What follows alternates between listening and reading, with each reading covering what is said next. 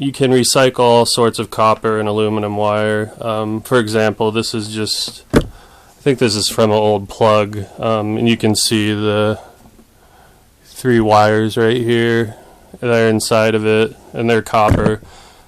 The scrapyard will take wire if it's insulated. The one I go to pays pretty much a flat rate of $1 a pound for insulated copper wire. This is also some old Cat 5 Ethernet cable. It's copper wire, and they'll give you about $1 a pound for this.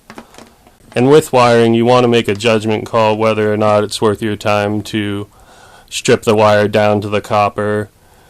And it just depends like on the ratio of copper to insulation. You know, this Cat 5 would probably take you forever to get all the little copper out of it. Me personally, I wouldn't spend the time to do it. Some people might. This wiring does have a little bit more in their copper to insulation, so I might spend some time to strip this down to the copper to get a little bit more money out of this. But it just depends, again, how much time you have.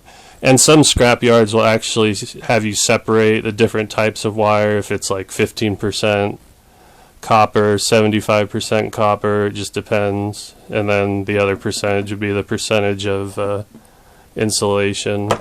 The only exception I have when I'm stripping wires, I always strip this Romex Bare Bright wire, because it's just worth a lot of money, over like $3 a pound.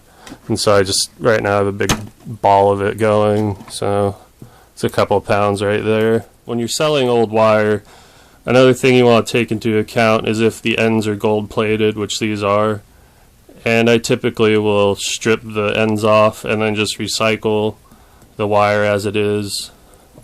Last thing I wanted to talk about when you're recycling wire to watch out for is old coax cable for like televisions and stuff, because I stripped one end and it looks like it's copper and it's actually magnetic.